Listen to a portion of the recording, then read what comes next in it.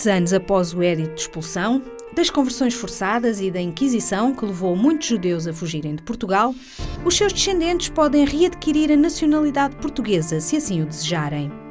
O governo português reconhece este direito através de um decreto-lei que entrou em vigor no início de março.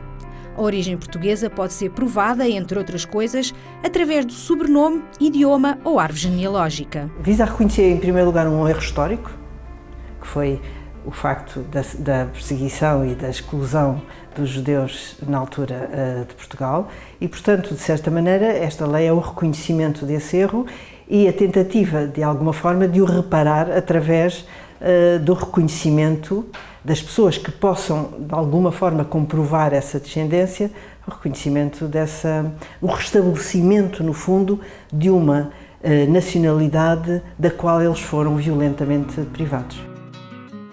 Estes descendentes vêm hoje de países como Israel, Brasil, Turquia, Marrocos e Estados Unidos. Pessoas, enfim, cujos avoengos, cujos ancestrais partiram de Portugal há 4, 5 séculos, mantiveram sempre, ou pelo apelido, ou pela língua, ou pelo ladino, ou por alguns ritos, uma relação com este país e, portanto, essa relação é para mim a melhor mostra que são tão portugueses quanto eu próprio e que é um mero ato de justiça que lhes seja atribuída a nacionalidade portuguesa. Será que se nos tivessem feito isto a nós próprios, nós alguma vez seríamos capazes de esquecer, de perdoar e de querer reatar relações com quem nos tratou mal?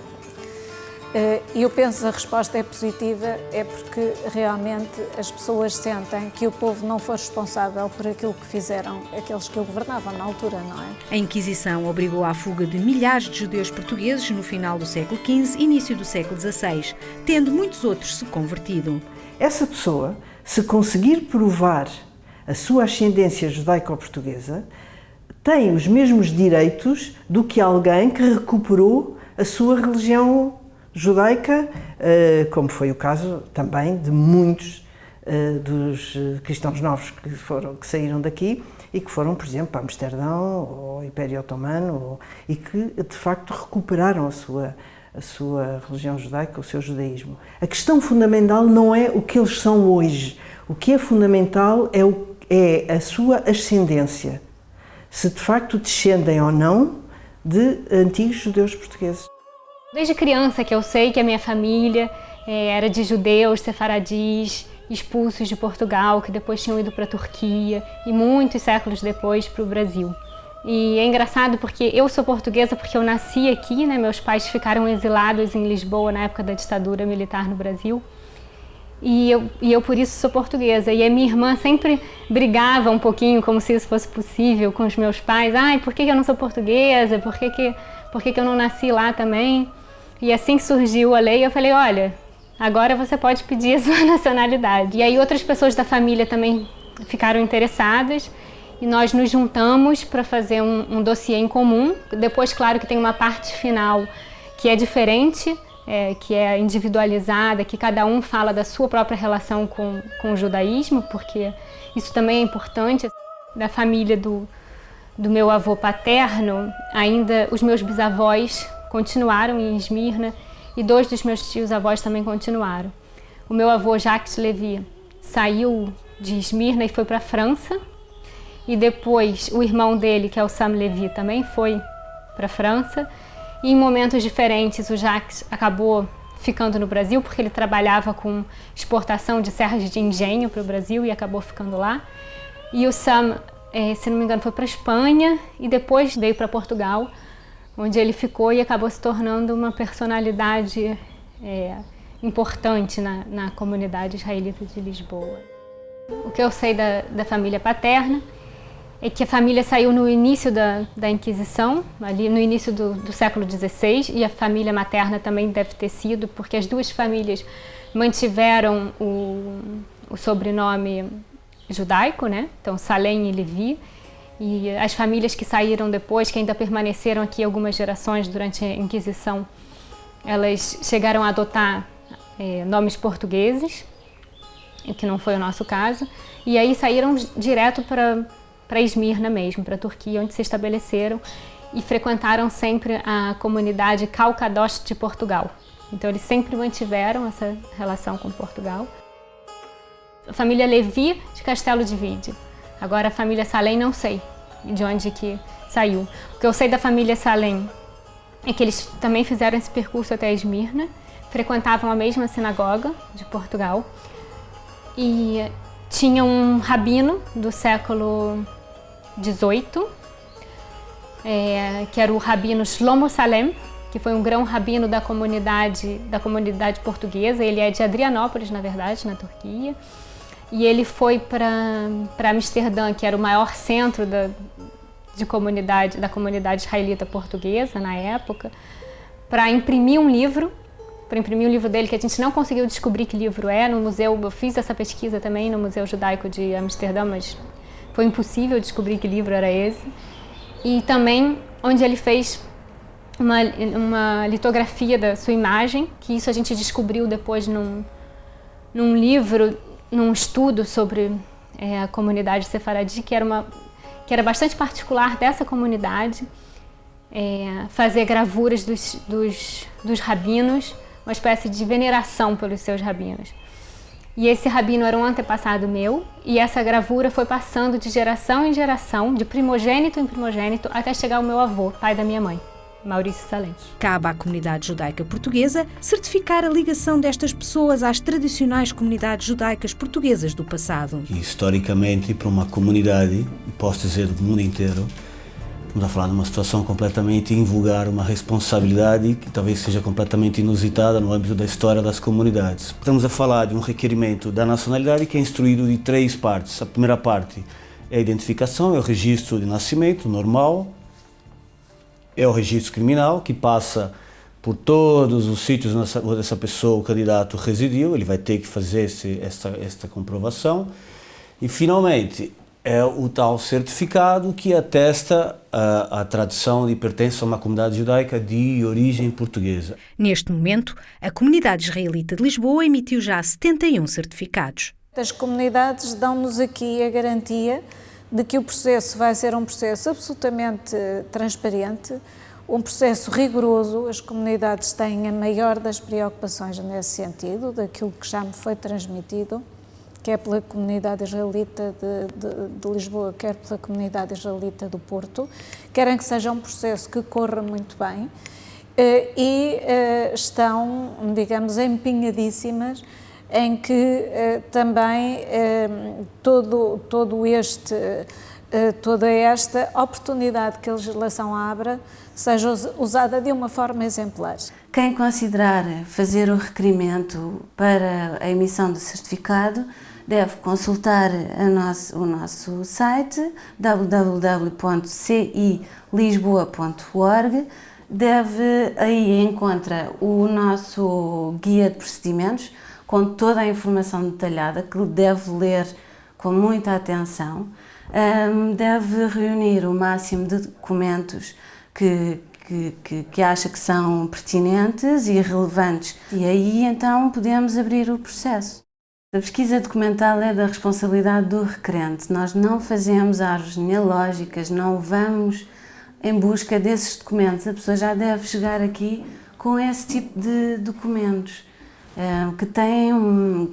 que são de uma variedade incrível e que, claro, com certeza a análise, no fundo, depois vai incidir no conjunto de toda a documentação que a pessoa nos apresenta. Mas há outros elementos. Há elementos também, há uma identificação afetiva que está na lei também. Há, por exemplo, a língua. Pessoas que mantiveram ao longo dos séculos, na tradição familiar, a língua, o ladino, não é? Que era uma mistura, no fundo, do português antigo e espanhol, e que se foi misturando até com línguas dos países para onde muitas pessoas fugiram, não é? Os meus avós falavam ladino. O meu pai ainda consegue falar algumas coisas, sobretudo xingamentos em ladino, porque meu avô, quando brigava com ele, era em ladino. E depois, quando eu conheci alguns dos familiares que ficaram em Esmirna, eu vi que a minha geração ainda falava ladino, mas que estava começando a se perder porque já não falavam com seus filhos. né? Falavam com os pais e com os avós. É uma árvore genealógica para nos servir, tem que trazer o nome, tem que trazer datas de nascimento, tem que trazer local de nascimento e muitas das vezes as pessoas fazem uma árvore genealógica só com base em nomes e muitas das vezes isso não é suficiente. A Espanha, no princípio do século XX, já tinha esta lei, por volta de 1925, se não me engano, pretendeu-se fazer retornar para a Espanha os espanhóis do antigamente, digamos, que estavam espalhados pelos mais variados países, Norte de África, Império Otomano, e essa mesma lei, durante bastante tempo, umas boas décadas, ao longo do século XX, foi pura e simplesmente esquecida e arquivada. Portugal inspirou-se na lei espanhola, mas criou um diploma menos restritivo e mais abrangente. O meu irmão, por exemplo, também foi interveniente, António Caria Mendes, e mais tarde a doutora Maria de Belém baixa à Comissão do Parlamento esta lei e é secundada pelo doutor Ribeira Castro, pelo CDS, e esta lei acaba por ser aprovada por unanimidade no Parlamento, que foi uma coisa absolutamente extraordinária para nós, judeus. A interpretação da nossa lei da nacionalidade já permitiria resolver caso a caso alguma destas situações. Agora, o que eu considerei era que todo o historial da nossa civilização, da nossa forma de estar no mundo, era absolutamente incompatível com a questão da Inquisição em Portugal. Seria chegado o momento de nós termos uma legislação que expressamente reconhecesse a situação da expulsão dos judeus como algo que era inaceitável e que devia ser resolvido de uma forma específica e não de uma forma por analogia. Eu era na altura presidente da Comissão de Negócios Estrangeiros e fui abordado pelo Facebook por um descendente judeu sefardita que me colocou a questão. Eu nunca tinha pensado nela, estudei o assunto e tive a ideia de que não era, aliás, necessária uma alteração legislativa, porque a nossa lei da nacionalidade, no número 6, permitia já que o Governo pudesse reconhecer a nacionalidade de descendentes de comunidades portuguesas, como era aqui o caso, e, portanto, isso teria que ser apreciado. E coloquei, aliás, perguntas com desafios ao Governo nessa altura. A lei está em vigor, o regulamento está em vigor, estamos já em tramitação dos primeiros casos, é isso que nos permitirá depois afinar as agulhas. Creio que talvez seja necessário clarificar alguns pontos na regulamentação e não sei mesmo se na lei, porque nomeadamente quanto a menores e as cônjuges estão a surgir algumas dificuldades de interpretação que no momento da elaboração da lei não nos apercebemos que podiam surgir. Esta lei não exige o conhecimento da língua portuguesa, como não exige a residência em Portugal, não é? E isto também é uma prova que a atribuição da lei não tem finais económicos. Não exigindo uma residência, não exige, quer dizer, não, a componente económica não faz parte do objetivo dessa lei. Senão exigiam a presença física da pessoa no país. Comungo muito da tese de Antero de Quental, de que o empobrecimento peninsular tem que ver com a expulsão dos judeus. Nós tínhamos nos judeus os mais expressivos elementos da sociedade no domínio das ciências, no domínio da filosofia, no domínio cultural, no domínio financeiro. Recebemos um pedido de um requerente em cujo nome tem o nome de Beja e que era de Salónica. Nós sabemos que muitos dos cristãos novos que foram-se embora aqui de Portugal e que foram para o Império Otomano, muitos deles ficaram ou em Salónica, estabeleceram-se em Salónica ou em Esmirna, por exemplo, ou até em Istambul. E sabemos que, nomeadamente no Império Otomano, muitos desses judeus, desses cristãos novos, que voltaram ao judaísmo, criaram comunidades com os nomes das suas terras de origem. E, portanto, havia comunidades Beja, a comunidade de Évora, a comunidade Lisbona.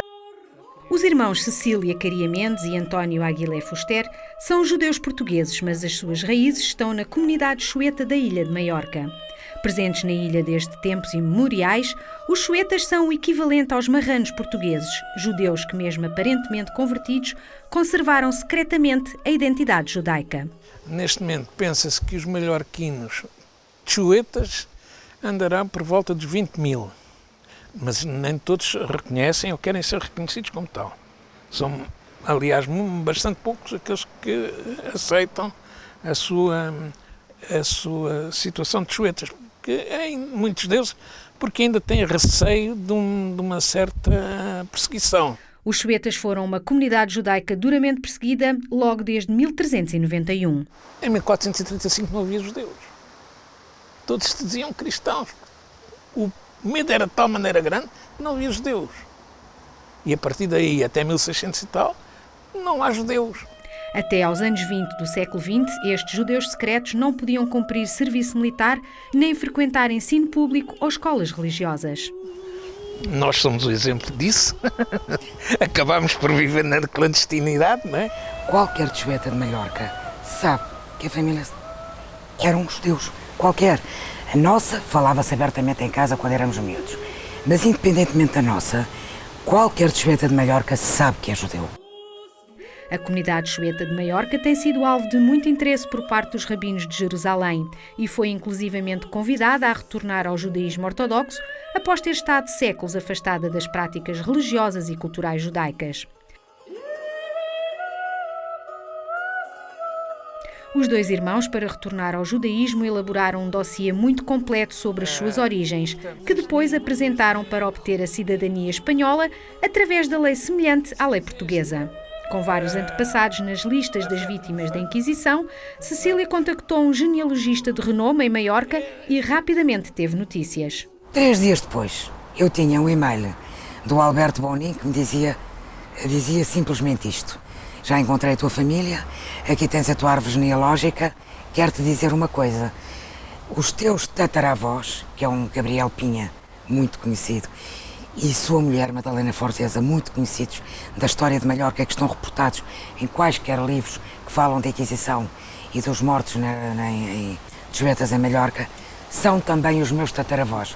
E eu acho que foi esta brutalidade sem nome que nos deu, a mim e ao meu irmão, esta força para assumir o judaísmo com tanta paixão, com tanto amor e digamos, e é aqui que nós estamos hoje em dia, uma homenagem à família. Há sempre uma componente emocional. Há uma componente emocional sempre, praticamente em tudo, mas especialmente na aquisição de uma nacionalidade, porque essa é uma aquisição de uma identidade e qualquer identidade corresponde a uma componente emocional, que é a família, que é o país de origem, são as locações que tiveram, é todo o ambiente, música, comida, lazer, é tudo. Faz tudo parte de uma componente emocional que faz parte da identidade de cada um. Nós temos provas textuais, primeiro porque a história da família foi contada em alguns livros, então isso foi tudo utilizado como prova também, até porque esses livros foram escritos muito antes da lei portuguesa, ninguém tinha por que inventar. Escritos por especialistas em história. Sim, o Boris Fausto, que eu falei, que é esse historiador, a minha mãe, que era jornalista, então tinham esses 2 livros.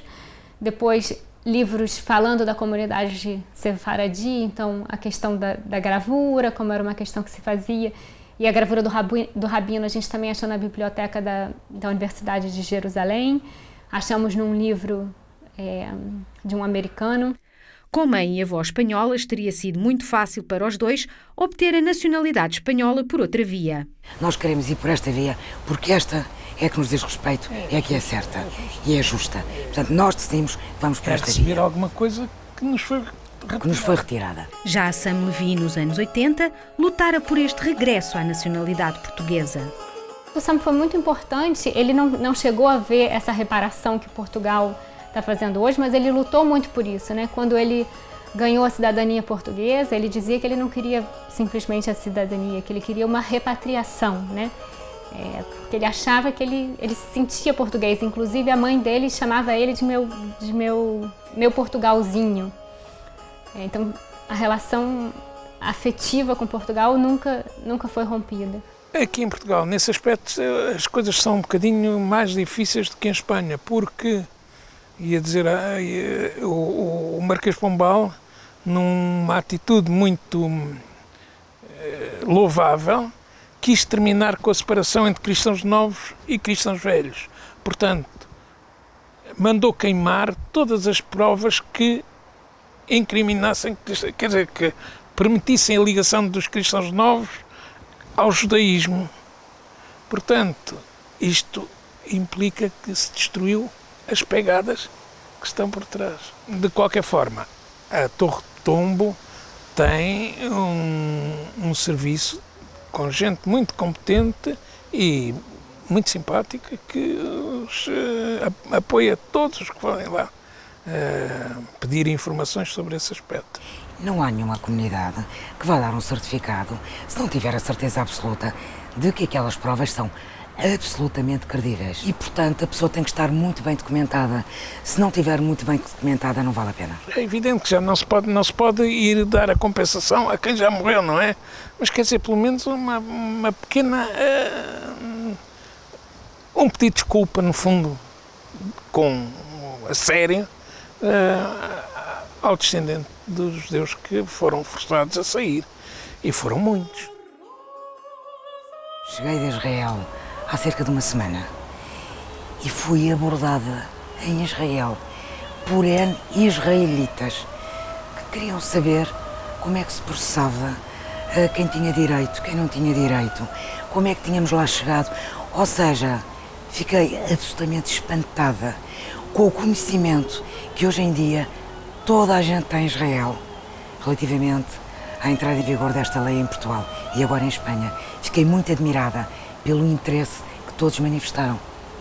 E isso até me, digamos, foi muito grato para mim. Todas as 8 pessoas da minha família que pediram já conseguiram o certificado da comunidade israelita de Lisboa.